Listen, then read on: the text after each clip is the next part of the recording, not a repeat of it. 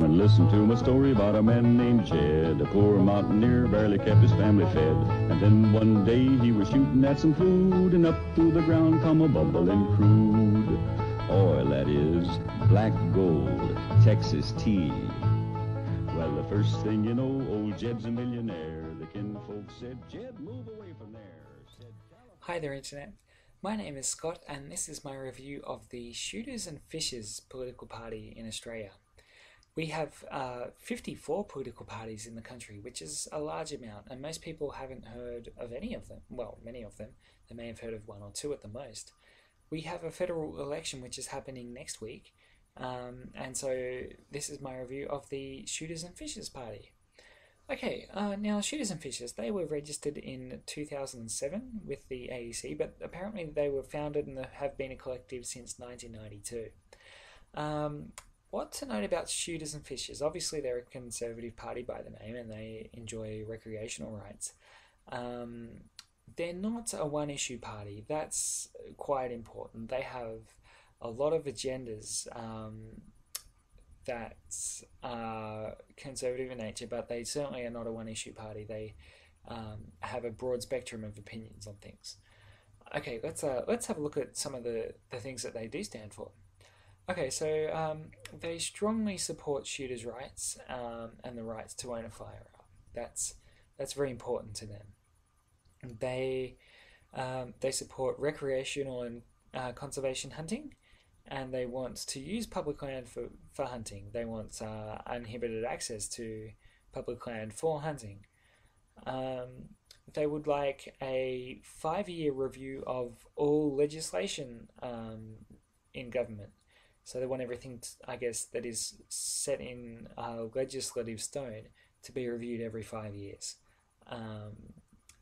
That's, I think, blanket to all legislation.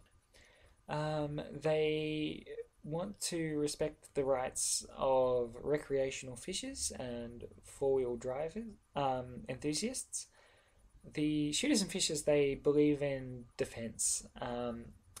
They believe in supporting the military and I guess bolstering the military.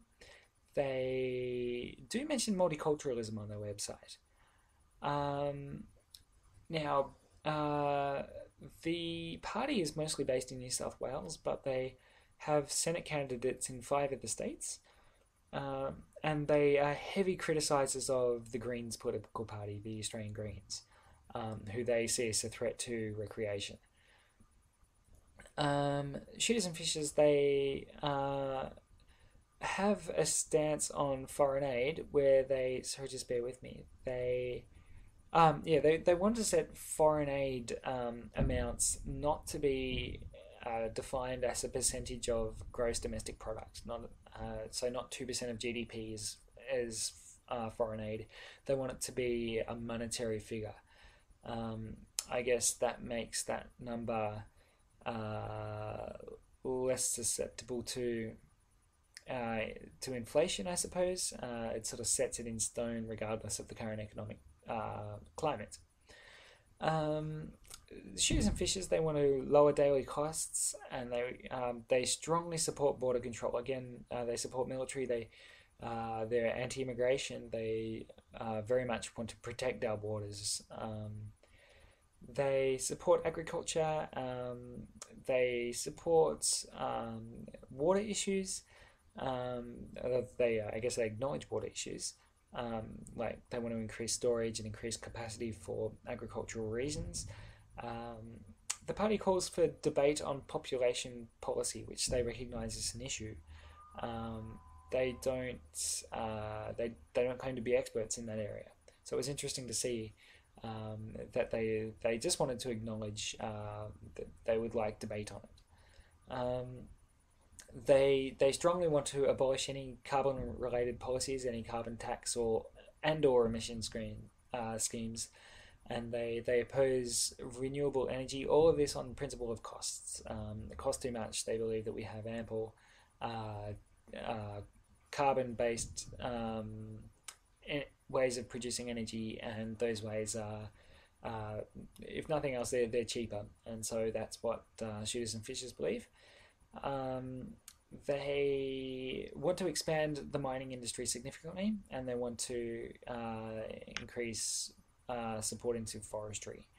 And they strongly oppose any animal activism. Now here I wanted to quote, so they oppose, quote, animal liberation-based hate campaigning and terrorism, end quote.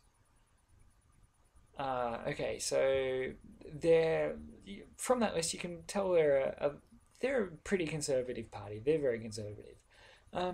What I was trying to work out was, how do the Shooters and Fishers Party differ from, let's say, the Australian Fishing and Lifestyle Party and the Outdoor Recreation Party?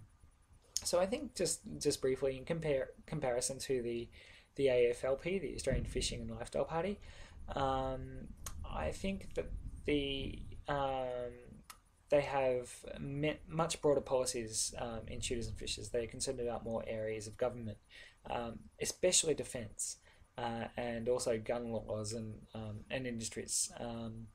The Australian Fishing and Lifestyle Party certainly has a more focus on, I guess, fishing and maritime industries. Comparing them to the Outdoor Recreation Party, I think Shooters and Fishers have quite a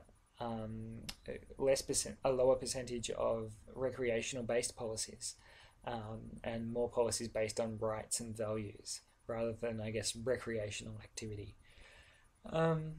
That's all I want to say about Shooters and Fishers Party. If you want, please feel free to check out the links to find out more information about the party, which are in the bottom of this video, just in the comments. And feel free to like it if you found it useful. Thank you.